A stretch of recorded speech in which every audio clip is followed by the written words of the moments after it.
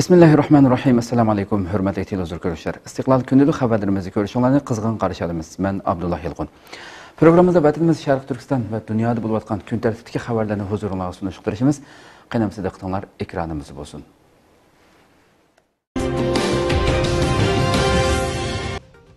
Hindistan Xitoyning yana bir turkum app detalini chekladi. Amerika ovozining xabarida bildirilishicha, Hindiston 24 noyabr yana 43 app detalini cheklaganligini e'lon qilgan bo'lib, bularning ko'pinchisi Xitoyning ekan.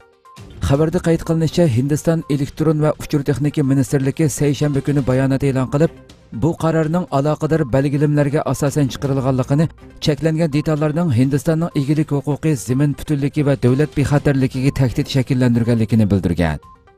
Bu qitim cheklangan Xitoyning app detallari ichida Alibaba shirkatining Alpay, AliExpress qatorliq bir necha muhim applarmi bor ekan. Ma'lum bo'lishicha, Hindiston bu yil 9-oyda Xitoyning 118 xil yonfun app detalini cheklagan bo'lib, ishlatuvchilarning sonliq ma'lumotlarini bu detallar bilan o'rtoqlashishning Hindistonga tahdid bo'lishi mumkinligini o'tirg'a qo'ygan edi. Xitoy Savdo ministrligi bayonotchisi Gaofeng buningga inkos bildirib, Hindistonning qaroridan qattiq andisha qiladiganligini va qat'iy qarshi turadiganligini bildirgan edi.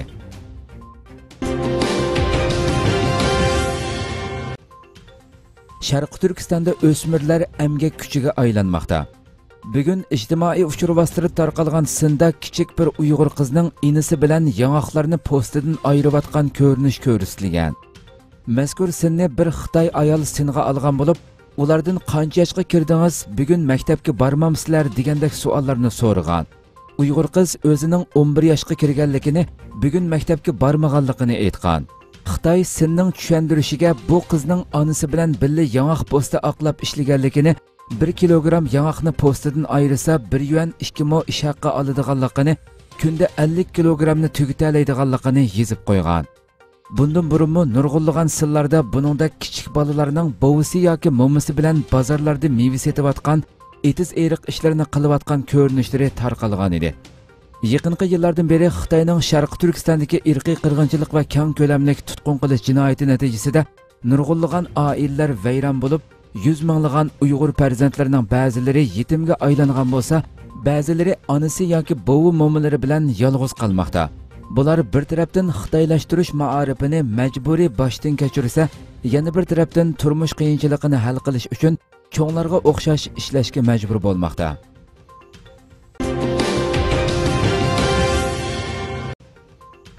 Xitoy bilan Rossiyaning hamkorligi kuchaymoqda. BBC xabarlari to'rining 24 noyabrdagi xabarda tahlil qilinishicha, Xitoy bilan Rossiya birlikda qurgan boshqariladigan bombadan oldin ogohlantirish sistemasi putish oldida turayotgan bo'lib, ikki davlatning harbiy sohadagi strategik hamkorligi Amerikaning Yevropa davlatlari bilan qurgan hamkorligi bilan o'xshash darajada ekan.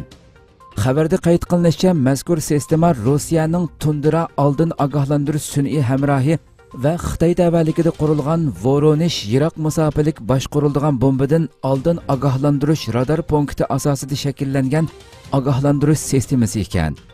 Mazkur sistema boshqariladigan bombaning orbitasi, sur'ati, uchish vaqti va to'sishga ehtiyojli boshqa sonliq ma'lumotlar bilan ta'minlaydi ekan. Xitoy armiyasi bu yil Rossiyada o'tkazilgan G'alaba nomli paradga qatnashgandan keyin Xitoyning yer shari vaqt kezdi obzor e'lon qilib, Rossiyaning Xitoyga boshqariladigan bombadan ogohlantirish sistemasi o'rnatish jihatidagi yordami Xitoyning mudofaa iqtidorini ko'rinarli yuqori ko'tara oladi deganlarni bildirgan. Amerika Davlat manfaati jurnalining maqolasida Moskva mudofaa mutaxassisi Igor Korotchenkoning bu Rossiyaning strategik muqimlikka qo'shgan zo'r to'kpisi. Bu qurol Xitoyni Amerikaning tunji yadro hujumining qurboni bo'lishidan saqlab qola oladi degan so'zlari naql qilingan.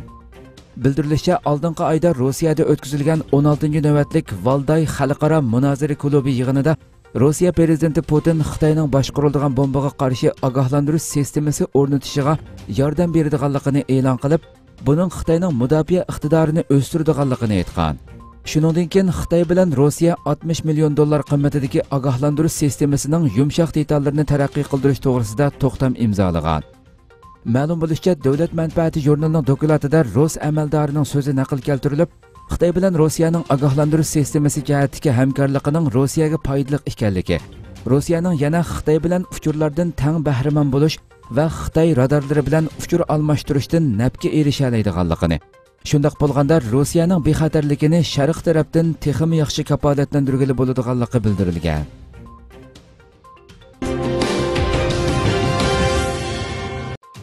Turkiyada bir kun ichida Xitoy virusi bilan 168 odam qazo qildi. 25 noyabr Turkiya Cumhuriyeti Səhiyyə Ministri Fahrettin Koca Turkiyada 24 soat ichida Xitoy virusi bilan yuqumlanganlarning 28351 ekanligini, navbatda doktorxonada davolanayotgan kasallarning 6814 ekanligini e'lon qildi. Səhiyyə Ministri yana navbatda Istanbulning virusning 3-bosqichini boshdan kechirayotganligini, 15 viloyatda Xitoy virusi bilan yuqumlanish ahvolining 50% oshganligini bildirdi. Ma'lum bo'lishicha 25 noyabr bir kun ichida 168 kishi qazo qilgan, shundaqla 3911 kishining salomatligi asliga kelgan bo'lib, kesili og'ir bo'lganlar 4641 kishiga yetgan. Turkiyada Xitoy virusi yuqumi boshlangandan beri salomatligi asliga kelganlar jami 385480 ga, qazo qilganlar 12840 ga yetgan. Fahrettin Koca yana yuqumni tizginlash tadbiri bizning qo'limizda. Bu tadbirlar sizning qo'llashingiz bilan texmi tez unum beradi. Xalqning qo'llangan tadbir va cheklamalarga amal qilib, kishilar to'pidan yiroq turishini umid qilaman deganlarni bildirdi. U yana xalqning tadbirlarga amal qilish ahvoliga asosan oldimizdagi kunlarda cheklamalarni yeniklatish yoki kuchaytirish qaror qilinganligini so'zlarga ilova qildi.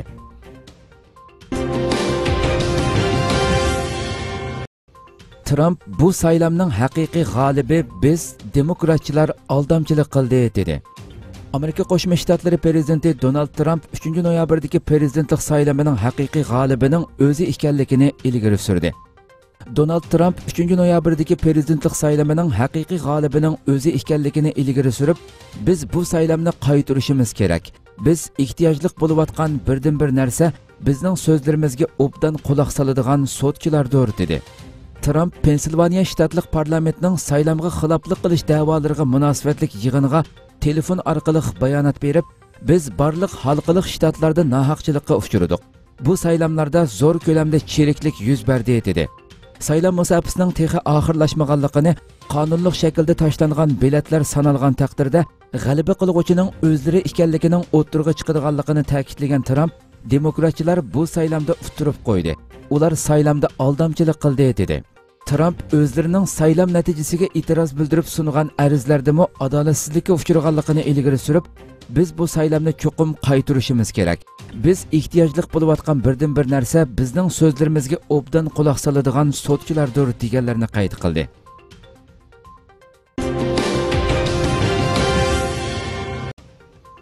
Turkiya Ichki ishlar ministrligi Xitoy virusi haqida yangi nizomnoma e'lon qildi. Turkiya Cumhuriyeti Ichki ishlar ministrligi 25 noyabr Turkiyadagi 81 viloyatning valiylariga Xitoy virusini tizginlash nomli nizomnoma avatgan bo'lib, kelgusi 4 kun ichida ijro qilinadigan tizginlash tadbirlari ko'rsatilgan. Nizomnomada tozalik, maska va orliq saqlash qatorliq nizomlarga, shuning bilan birga barliq savdo rayonlari va ommaviy so'rovlar uchun bekitilgan qoidalarga amal qilishning yuqumga qarshi turishda intayin muhim rol o'ynaydiganligi o'tirg'i qo'yilgan. Nizomnomada kelgusi 4 kunda ijro qilinadigan tizginlash tadbirlari haqida tövandagi ma'lumotlar berilgan. 26, 27, 28, 29 noyabr kunlari butun viloyat shaharlarda fuqarolar ko'p to'plashadigan joylar, bo'libmi bozorlar, ommaviy qatnash vositalari va savdo saroylari qattiq tekshirildi.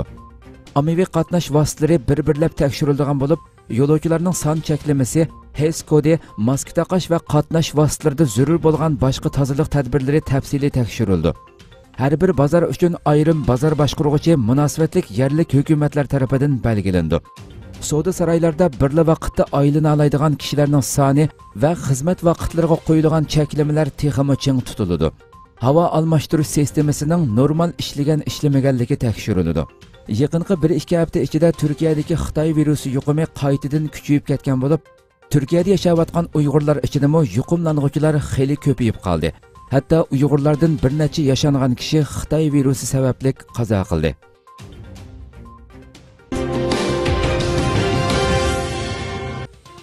Xitoy Tayvan mustaqillik tarafdorlari tizimligi tuzayotganligini e'tirof qildi.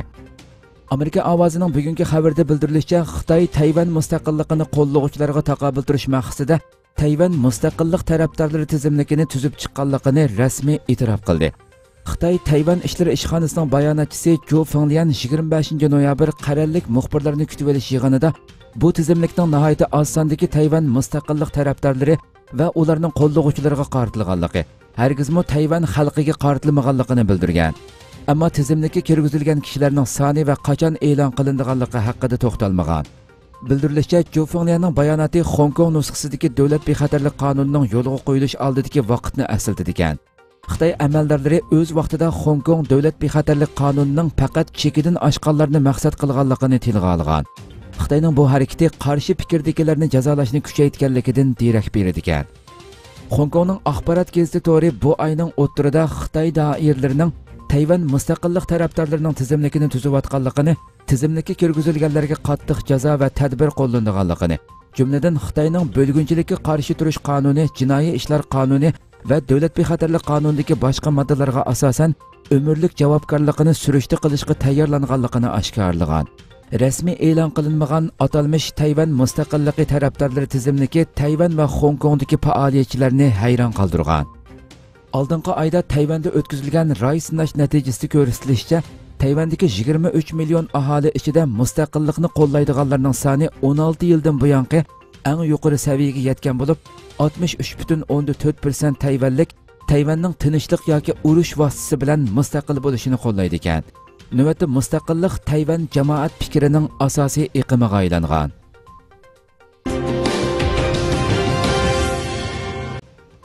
O'rkash davlat Tayvan kishilik huquqni ilgari surish komitetining muavin bosh kotibi bo'lib saylandi. 24 noyabr Tayvan qonun palatasi partiya hal qilgan kishilik huquqni ilgari surish komitetini qurib chiqqan bo'lib, O'rkash davlat komitetining muavin bosh kotibligiga saylangan.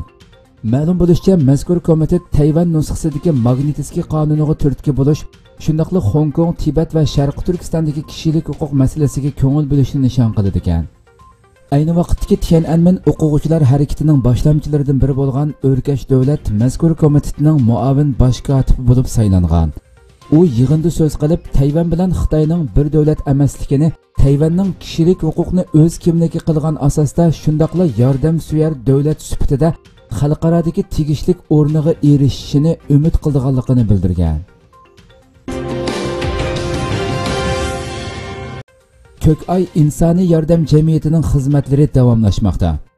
Turkiyada xalqimiz uchun aktiv xizmat qilayotgan Kökay insoniy yordam jamiyati 21 noyabr yordamga ehtiyojli Uyg'urlarga turmush buyumlari va naqd pul tarqatib berdi.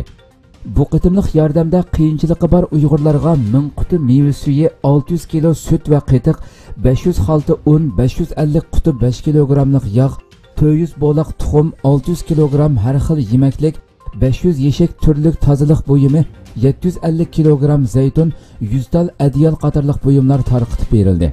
Jamiyat yana 42 ming lira naqd pulni emgak kuchi bo'lmaslik sababli uy ijarasini to'lay olmaydigan oilalarga tarqatib berdi. Kökay insoniy yordam jamiyati qurilgandan beri Turkiyadagi qiyinchiligi bor Uyg'urlar uchun maxsus xizmat qilib keldi. Shundaqli xalqarodagi insoniy yordam jamiyati va vaqflar bilan zich hamkorlashib, ijtimoiy yordam xizmatini kuchaytirmoqda.